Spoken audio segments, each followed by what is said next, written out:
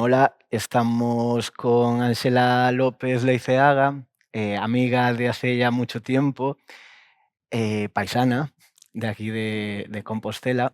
Tenemos esta suerte porque, además de quererte mucho, te admiro por tu trayectoria.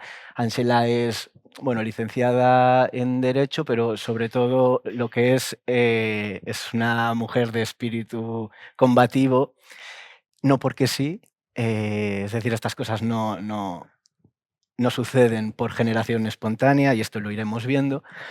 Y dentro de esta trayectoria combativa, hoy, desde hace ya 20 años, ¿no? que de alguna manera militas en lo que se conoce como el Movimiento de Vida Independiente, pero en su vertiente más institucional, lo que sería la Federación de Vida Independiente, y aquí en Galicia, en la Oficina de Vida Independiente. Entonces, bueno, Ángela, yo te agradezco que estés hoy aquí con nosotras para crear este material, este recurso didáctico para la asignatura de Dependencia y Promoción de la Autonomía. Y bueno, pues porque nos cuentes un poco, me gustaría que empezásemos por qué es lo que en tu recorrido vital te lleva en un momento dado a acercarte a esta filosofía de vida independiente, a lo que se propone desde el movimiento, quizás en contraposición con otras aproximaciones a lo que es el mundo de la diversidad funcional, de la vida de las personas con discapacidad. Sí, bueno, yo acabo la carrera de Derecho en el 2001. Bueno, no sabía muy bien qué hacer, preparar oposiciones. La verdad es que después de tanto libro de Derecho no me apetecía, pues opté por entrar en el movimiento asociativo tradicional, ¿no? Y bueno, hubo un momento en que me dijeron que tenía que dar una charla sobre turismo accesible. Acababa de entrar, no conocía muy bien el tema porque me dedicara a estudiar y bueno, no estaba en el mundillo del activismo aún ni nada. Pues conta me pusieron en contacto con Antón Novoa, que bueno, era una persona muy activa y defensora de los derechos humanos, y fue por ahí que creamos un grupo para reivindicar un vacío, ¿no?, que había, porque yo llegué al movimiento, bueno, a emplearme allí como asesora jurídica, pero no tenía los apoyos para ir a trabajar ni para hacer mi proyecto vital. Todo giraba en torno de los apoyos que me pudieran proporcionar mis padres, ¿no? Y bueno, en aquel momento tampoco era consciente de esa necesidad, porque nadie, ni la carrera, ni entrara en ningún ambiente de pares, no conocía nada, siempre estuve en un ambiente ordinario, era yo la única. Estoy hablando de los años 80 y era yo la única en Galicia con estudios superiores. Creo que había 2 personas también que accedían, pero bueno, éramos 3 desconocidos entre sí que no no teníamos relación ninguna, ¿no? Y entonces fue ahí que creamos un grupo con Antón Novoa para reivindicar ese vacío de este apoyo, ¿no? Humano que necesitábamos para no depender de nuestras familias. Y ahí fui entrando en contacto con el activismo que había en ese momento en el Movimiento de Vida Independiente de España, que se acababa de crear en el 2001 y a partir de ahí empieza mi aprendizaje, ¿no? Mi cuestionamiento. Antes, cuando yo estudiaba en el instituto, en la carrera, pues solo veía esa discriminación directa, ¿no? ¿Cuándo me discrimina? Cuando me dicen algo ofensivo o no me permiten entrar en un determinado sitio, pero asumía que mis padres me tenían que dar ese apoyo, aunque yo quería libertad, porque lo veía, ¿no? Cuando salías por ahí me decían los estudiantes: "Caray, vas a estar de copas con los amigos hasta altas horas de la madrugada y vas a tener que hacerle levantar a tu madre", me generaba culpabilidad, ¿no? Y yo tampoco le podía a mis amigos cargar con esa cuestión. Era una especie de, ¿sabes?, de malestar y que te crea violencia, pero bueno, pasaban los años pasando, acabé la carrera y seguía con ese malestar, pero asumía como propio que tenía que ser así, ¿no? Hasta que te das cuenta que no, que tienes que tener ese apoyo para poder decidir tú y que no condenar tampoco, ni condenarte a ti, ni condenar a los que tienes a tu alrededor, ¿no?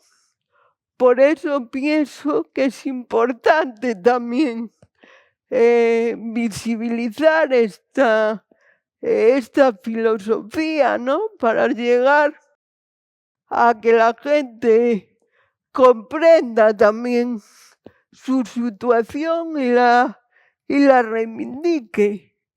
Porque si no conocemos nuestros derechos, si asumimos como tal nuestra condición por comodidad o por inercia de lo establecido, no vamos a cambiar nada, ¿no? Tiene que ser desde ese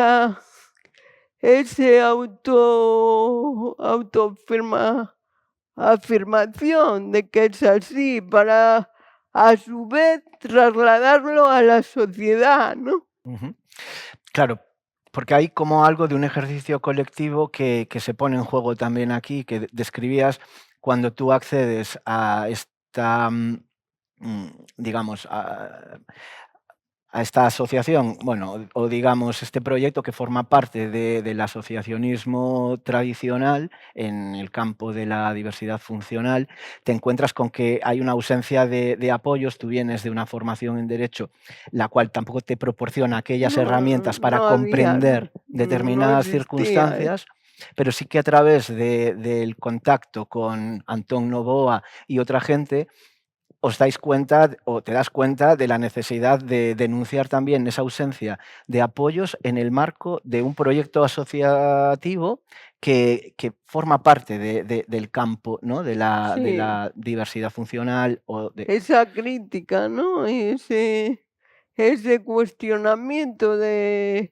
las políticas asistencialistas y caritativas que domina el movimiento tradicional y después se reproducen en la sociedad, ¿no?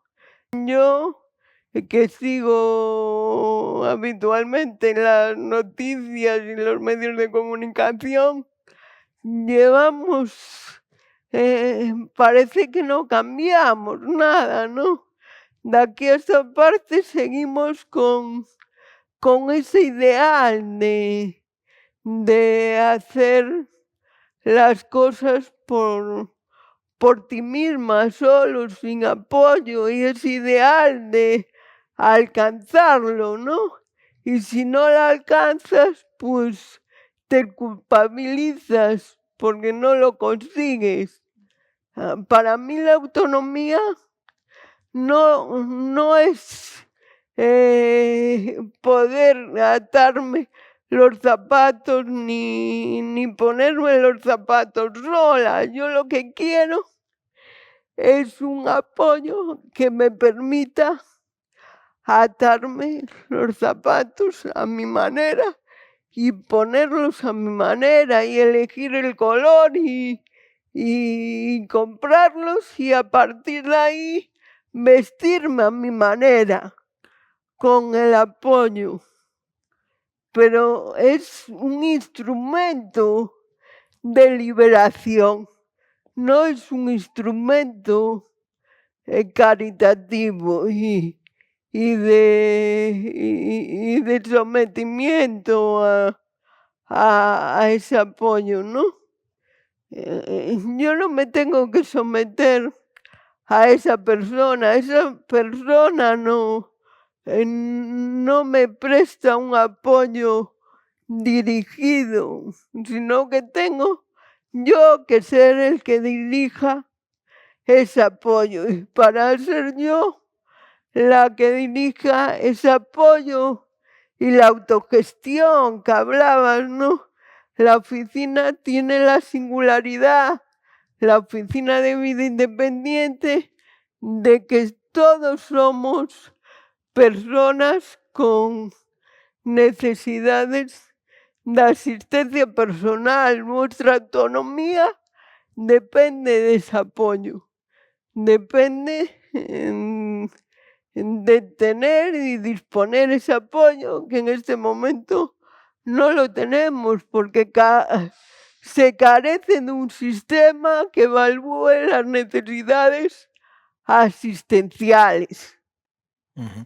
Porque claro, aquí hablamos, no hablamos solo de un apoyo, digamos, individual, sino de un sistema de apoyos que tiene que ver con apoyos humanos, pero también materiales, ¿no? Es decir, es un conjunto de Claro, y elementos tecnológicos. y tecnológicos que tendrían que poder disponerse para que las personas puedan desarrollar sus proyectos de vida, es decir, implica de algún modo a lo colectivo, ¿no? Y esto es con lo que tú te encuentras cuando desembarcas, digamos, en el contexto profesional dentro del marco del asociacionismo tradicional y lo que hace que veáis la necesidad de impulsar aquí en Galicia una iniciativa que de alguna manera vehicule estos valores ideales o principios filosóficos vinculados al movimiento de vida De vida independiente, ¿no? independiente, que hay que recordar que nació en Estados Unidos en los años 60, 70, cuando yo nací ya estaba en marcha un sistema de asistencia personal en Estados Unidos, ¿no?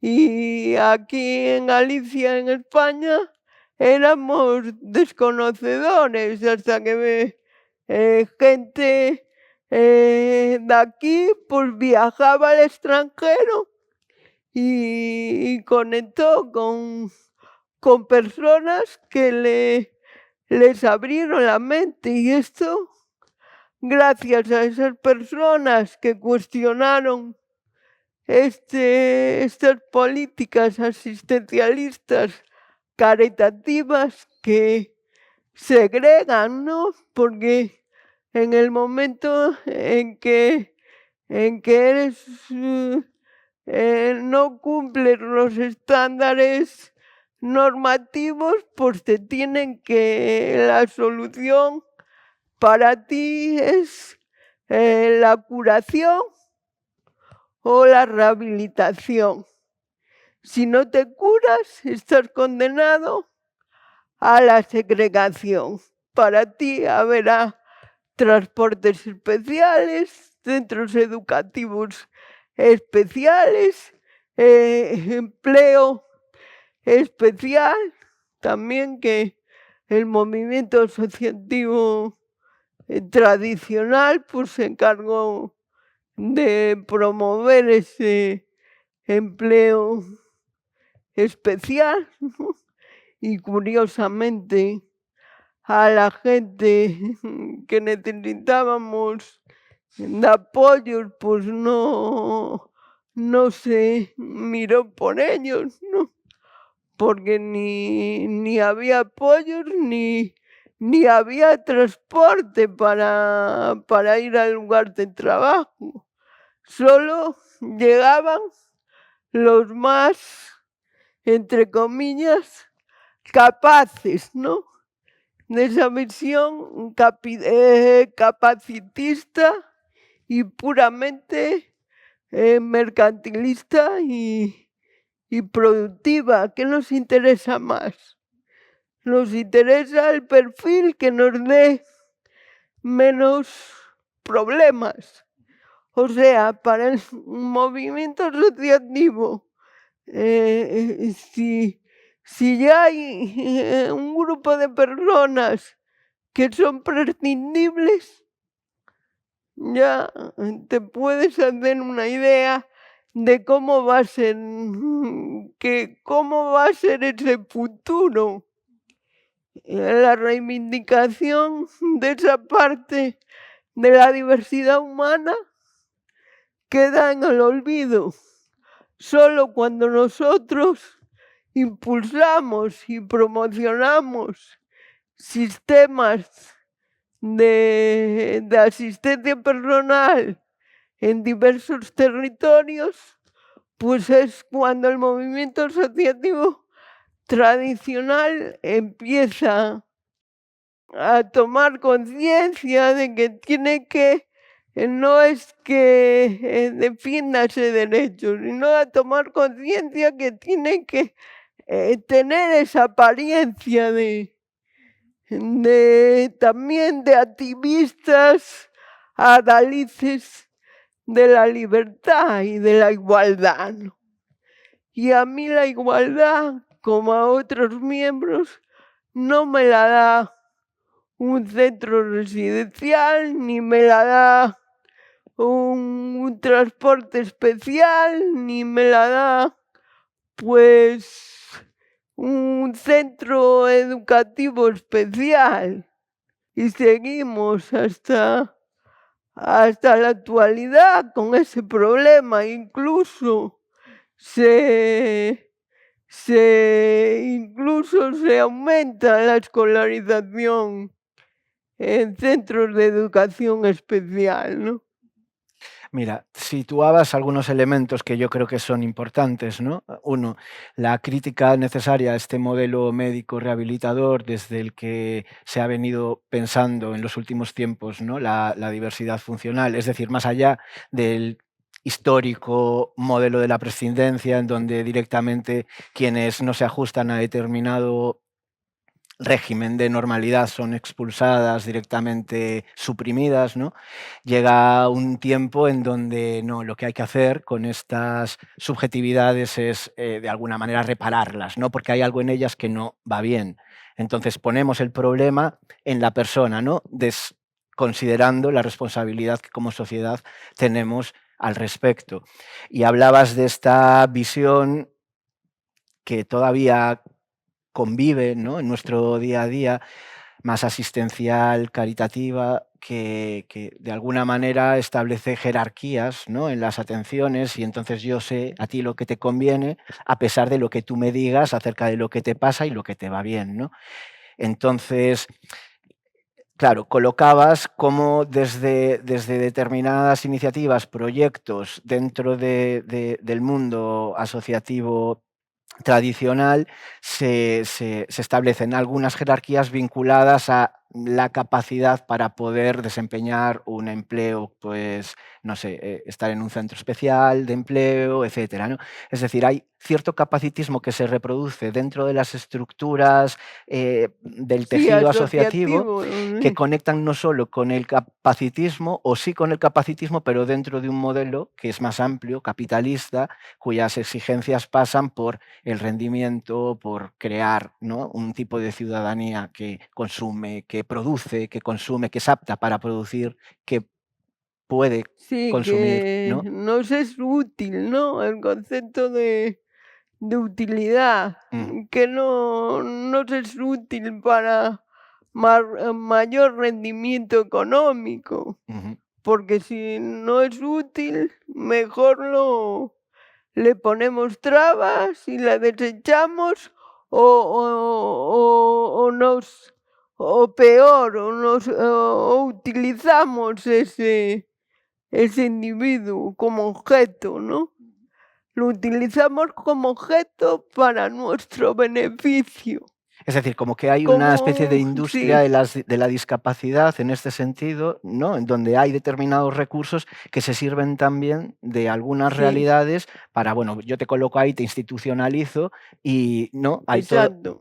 Claro, al final también hay como un cierto beneficio que se genera a partir de. Claro, porque generas como persona, tú como entidad tienes poder sobre esa persona y lo utilizas como excusa para tener un rendimiento económico y una razón de ser de la entidad. Y de eso vives, Ujú. es tu modus vivendi, pero no hay un fondo detrás de reivindicación auténtica de derechos, porque la inmensa mayoría de los líderes pues no necesitan asistencia personal, Claro, no lo necesitan, entonces es un arma ¿sabes? Utilizan ese arma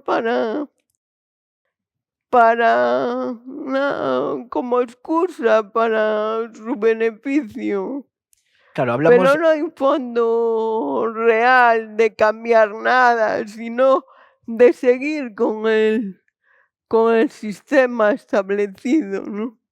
Por eso esto como que me conecta con la idea que ya ha salido, colocabas antes, de la necesidad, y que es algo que vosotras como que encarnáis como, digamos, proyecto aquí, ¿no?, de Oficina de Vida Independiente dentro de este movimiento más amplio de vida independiente, y es la dimensión de la autogestión, es decir, de no depender de determinadas ayudas, pues, provenientes de fondos público-privados que puedan tener, digamos, el poder de influenciar en vuestra línea político, digamos, ideológica, ¿no? En cuanto al posicionamiento en favor de la defensa de los derechos, por ejemplo, Sí, ¿no? ese es uno de los principios de renuncia de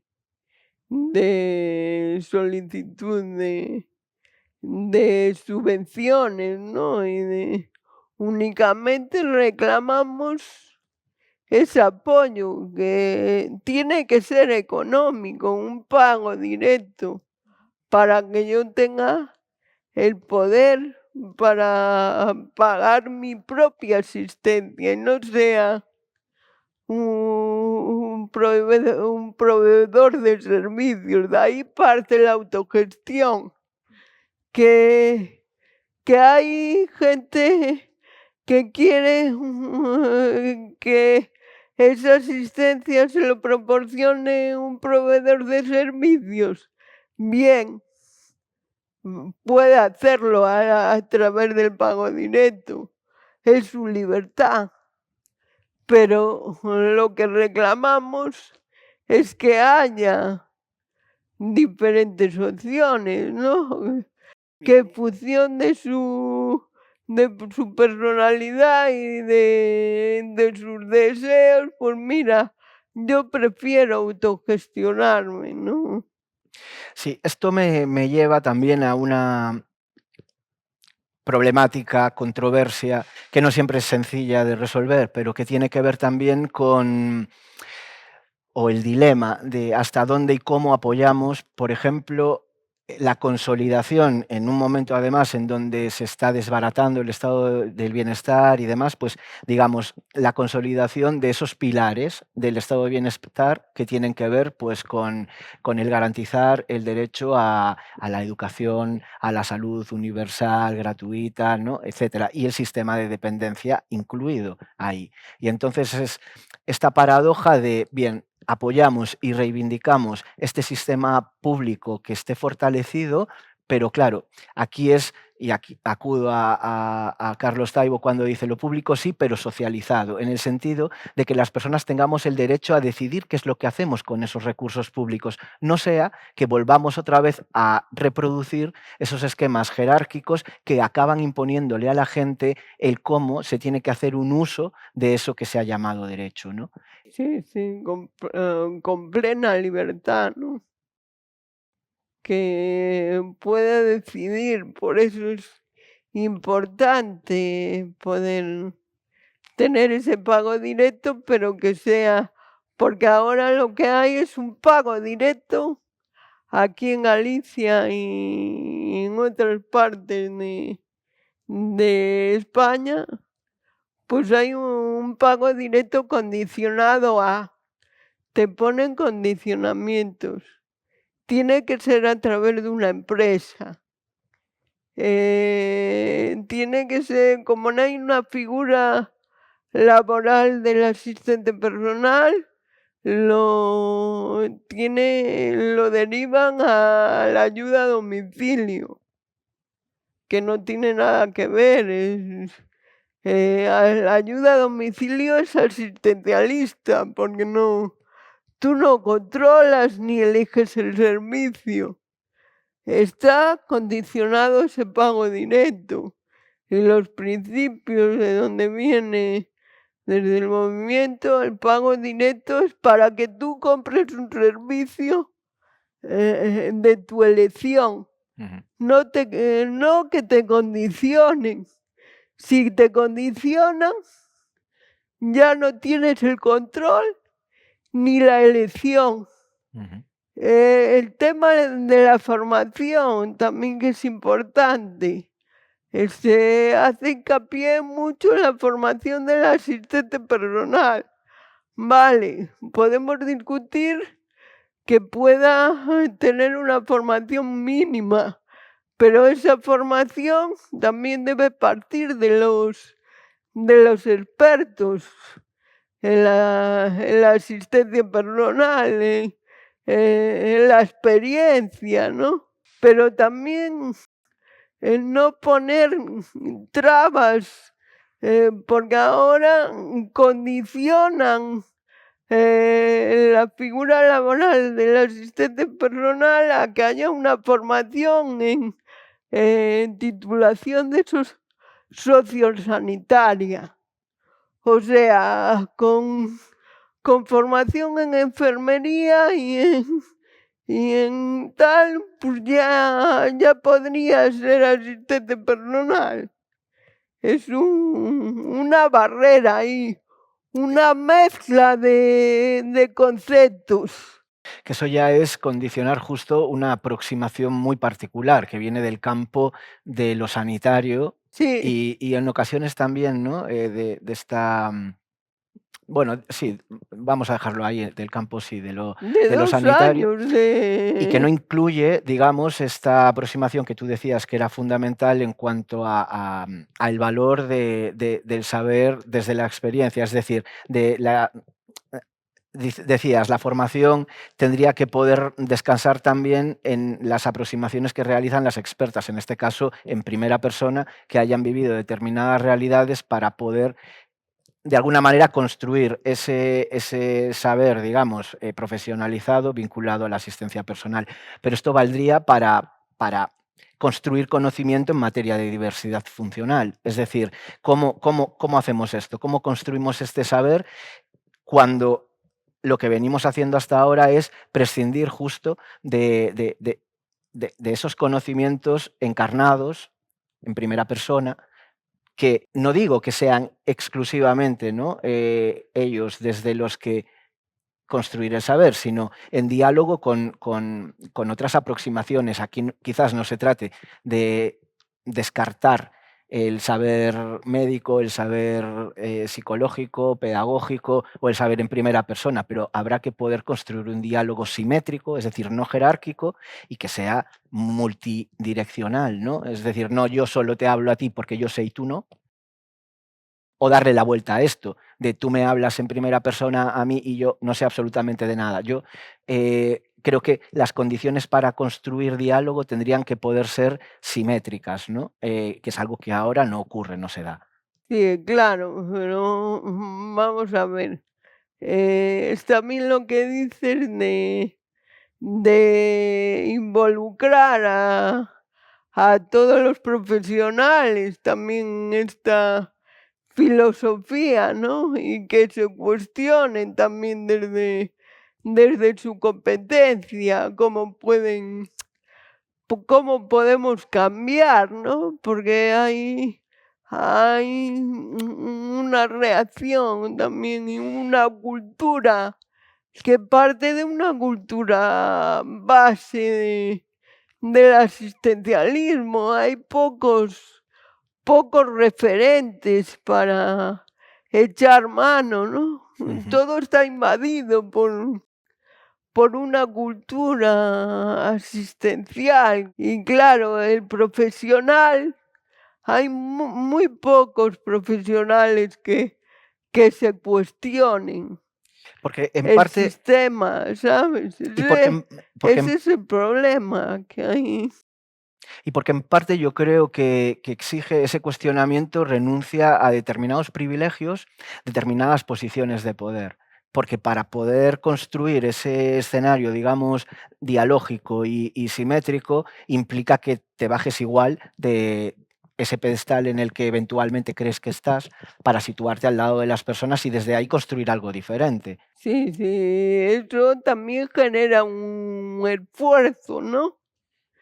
Genera un esfuerzo añadido, porque todo este sistema establecido ya te viene rodado y tú actúas mecánicamente, ¿sabes? Y esto requiere un esfuerzo de pensar, de remodelar el sistema y no es fácil. Y entonces mucha gente, aparte de los condicionamientos y de los poderes fácticos y económicos que hay haciendo presión, pues también tienes que pensar y tienes que construir otra manera de...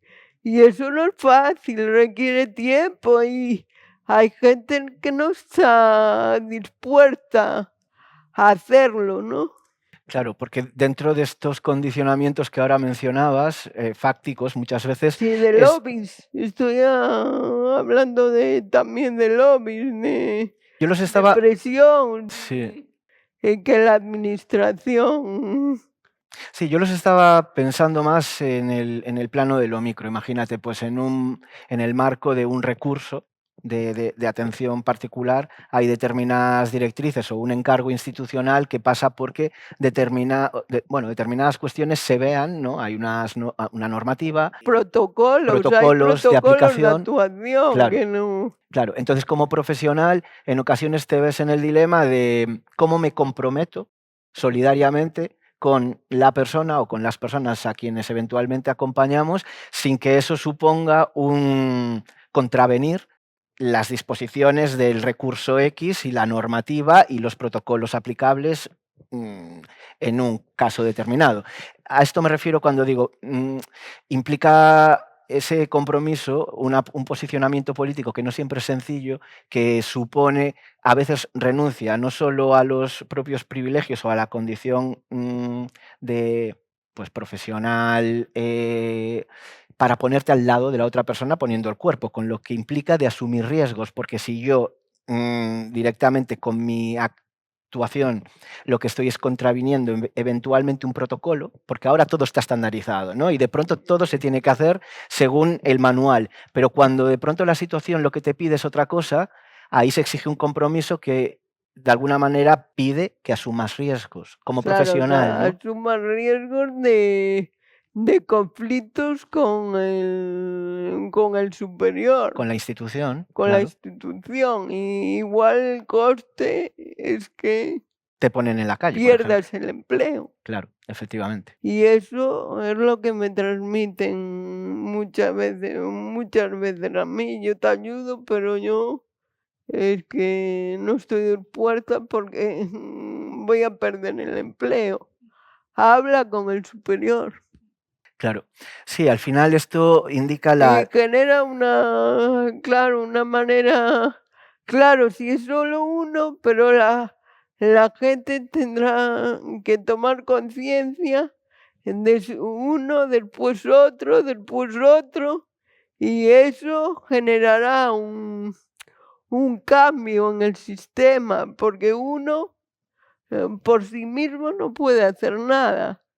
Igual el coste de perder el empleo, pero si se toma conciencia y se apuesta, porque este es un derecho humano que nos afecta a todos, no es solo cuestión de la diversidad funcional, sino que es también cuestión de otros colectivos, de la edad, del movimiento LGTBI, del movimiento racial, porque no somos seres humanos con diferentes características y diferentes manifestaciones. Esto nos afecta o antes o después, o tenemos algún amigo en el entorno, o llegaremos algún día a tener una determinada edad y a tener necesidad de apoyos, pues hay que plantearlo así. Yo te ayudo, pero me ayudo también a que en un futuro yo pueda, o mi familia o amigos, vivir mejor. ¿Qué queremos? Es que tenemos que plantearnos, si yo no doy el primer paso, ¿quién lo hace? Esto sitúa también una cuestión que yo creo que es relevante y de hecho es central, quizás también en la concepción bueno, que desde Vigalicia o desde la Federación tenéis, desde el movimiento de vida independiente, y tiene que ver con esta idea de la autonomía no como una suerte de ejercicio individual, autónomo de hombre racional, y cis heterosexual, que de alguna manera es Sí, esta herencia de la ilustración que arrastramos y reproducimos, sino que con lo que conecta es con la necesidad de la interdependencia, es decir, una autonomía que descansa en este ejercicio de la interdependencia y que lo que nos pone delante es, o el espejo, lo que nos refleja es la condición de vulnerabilidad que es común a las personas, ¿no? Tú ahora lo situabas con relación a qué es lo que pasa si, por ejemplo, una persona normativa, ¿no?, llega a una determinada edad o le pasa no sé qué cosa en su vida, quizás determinadas reivindicaciones por las que hoy estáis peleando desde el movimiento de vida independiente, acoja también esos momentos por los que transitamos en la vida cualquier persona, ¿no? Ahí está la clave, que no es cuestión de un determinado colectivo en concreto, es una cuestión de derechos humanos, es como la sanidad. ¿La sanidad nos importa o no nos importa?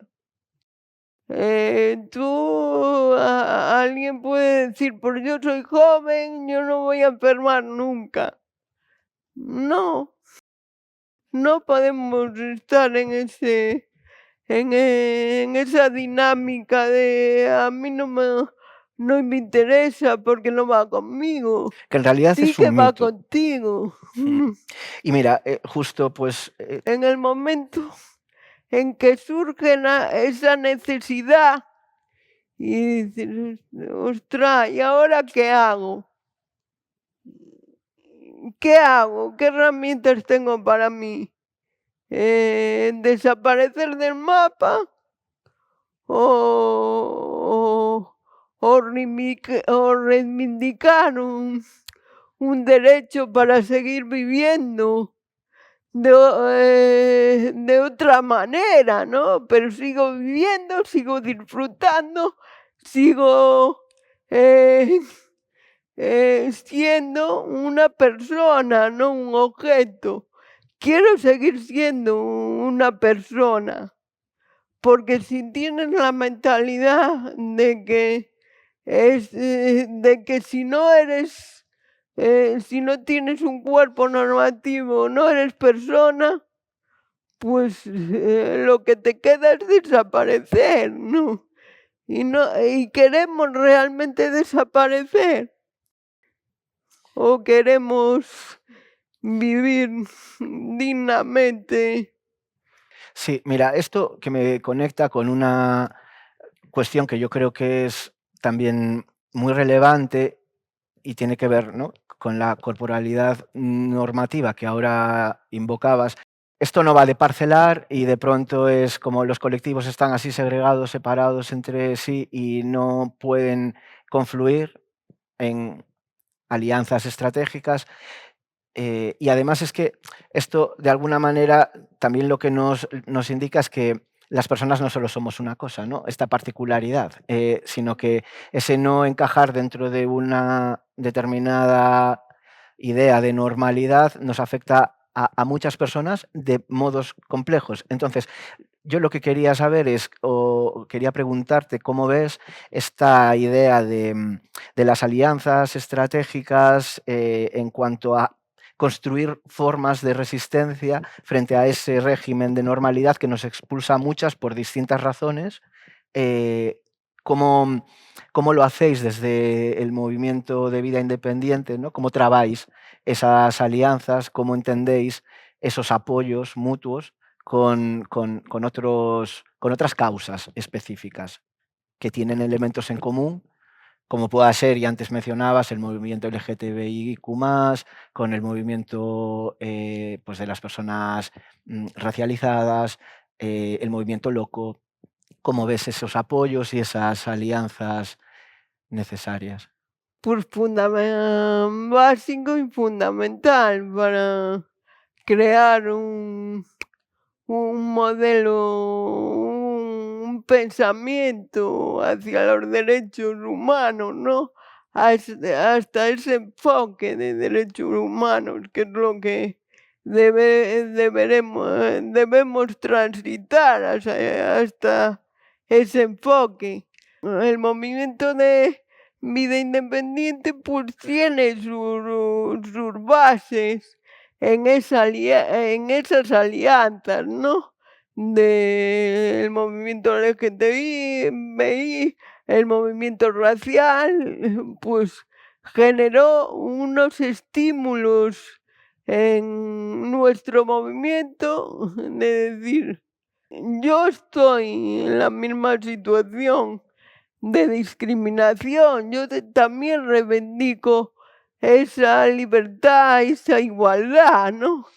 De hecho, el movimiento surge y tiene éxito el movimiento de vida independiente en Estados Unidos cuando apoya el movimiento racial con Martin Luther King y las Panteras Negras, ¿no? Que cuando hubo el encierro en San Francisco, pues estaban allí apoyando y por eso tuvo éxito, por ese apoyo de otras diversidades.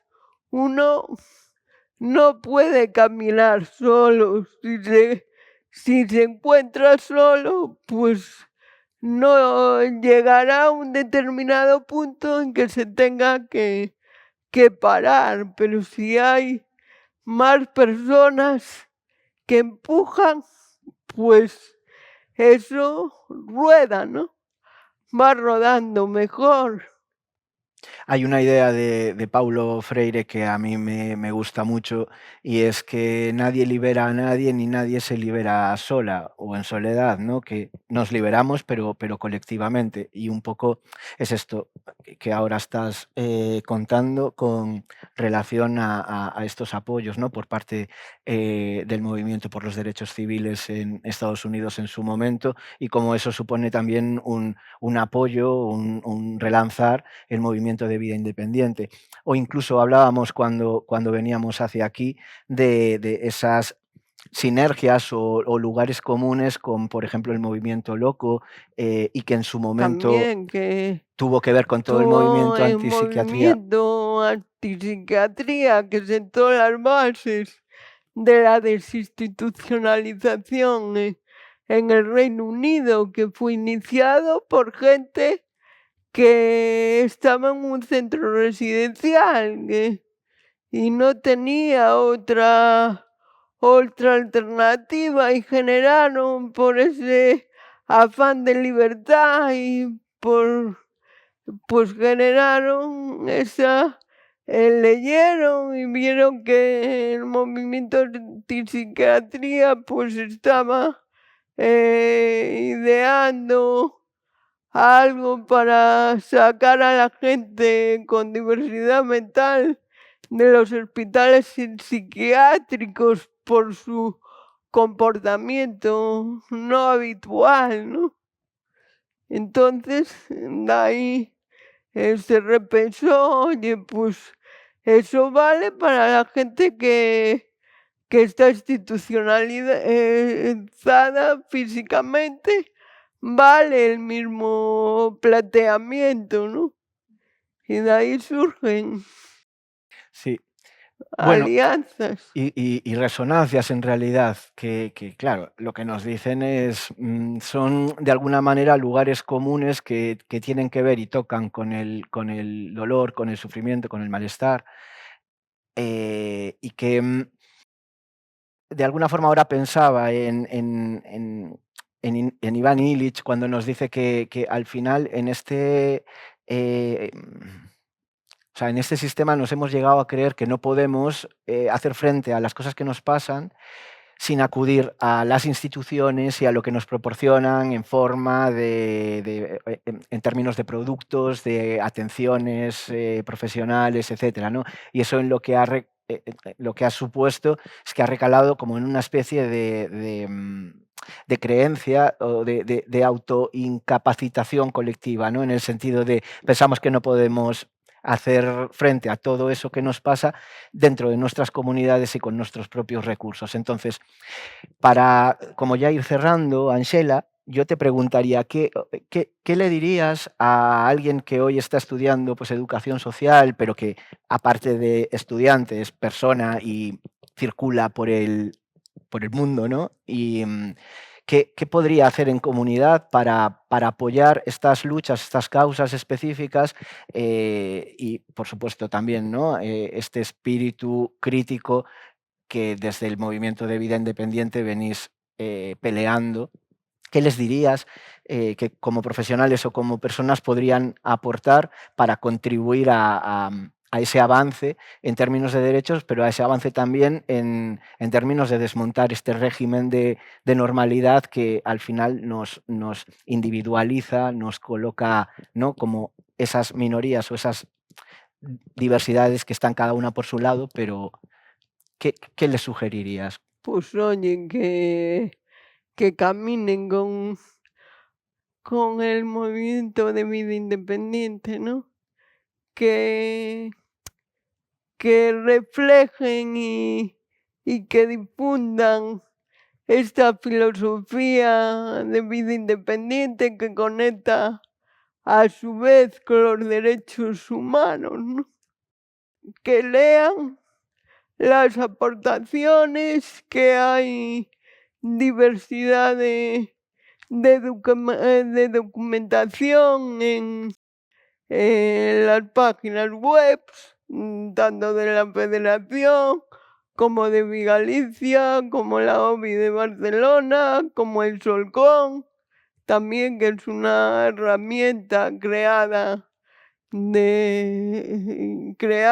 y vinculada al movimiento para la defensa jurídica de derechos humanos, y también hay documentación ahí, bibliografía que se escribe, comparecencias también en el Congreso de los Diputados. Bueno, hay bastante material para estudiar y para entender este modelo de vida independiente, ¿no? Y que sobre todo vean a la persona como un todo, como un ser diverso, no enfermo, y que se paren a pensar también para qué sirve un determinado apoyo, cuál es el objetivo de ese apoyo, ¿no? Porque si erramos también en esa concepción de la diversidad funcional y en el objetivo de ese apoyo, que es la igualdad de oportunidades y la libertad y la dignidad como persona, pues no va a servir de mucho ese apoyo, ¿no?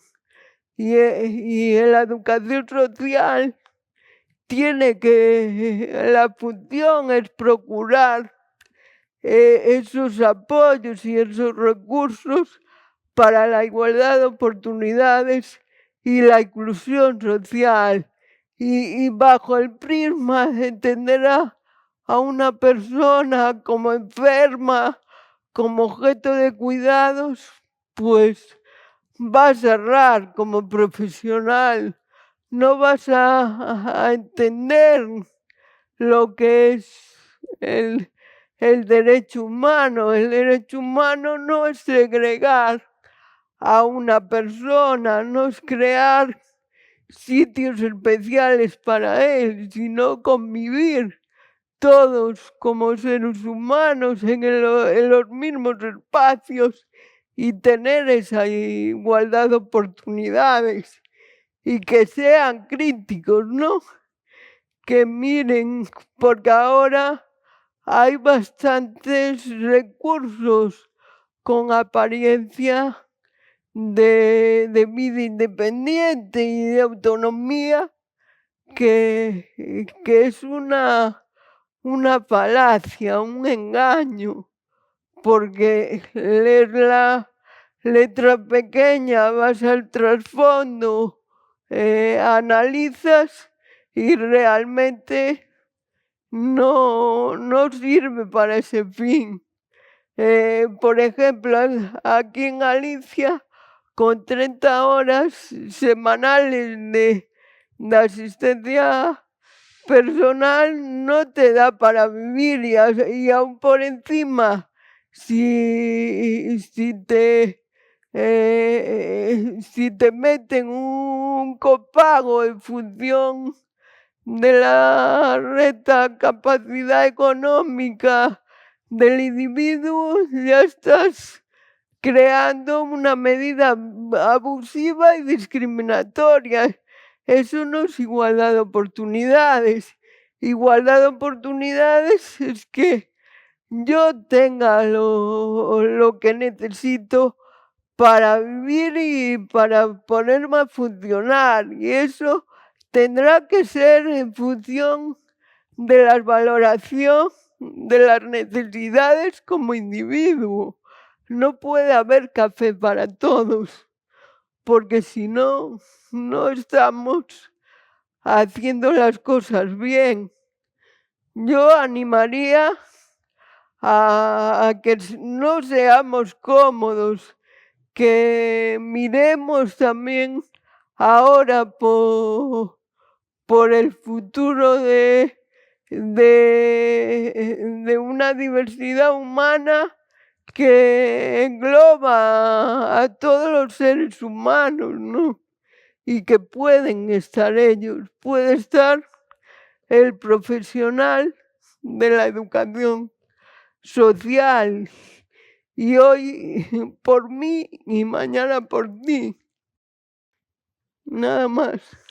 Pues, Anxela, entonces podemos dejarlo aquí. Muchas gracias. Ya cerramos con esta idea, ¿no? de esa necesidad del apoyo mutuo, ¿no? Y de esta solidaridad de la que de alguna manera también hay que poder participar, ¿no? Desde ángulos distintos, incluida pues la Y educación desde la social. valentía también, no dejarse, que no te pongan frenos, ciertos riesgos que hay que correr en la vida. Si no, no, el mundo no avanza, no avanzamos como sociedad. Si queremos quedarnos parados, pues no hagamos nada, pero si queremos cambiar la sociedad, que es lo que pretende la educación social, tenemos que asumir ese riesgo. Sin el que, diría Paulo Freire, no existe siquiera la posibilidad de pensar en la libertad. Pues Exacto. muchas gracias, Anxela, y nos vemos en las calles. Exacto, Miguel.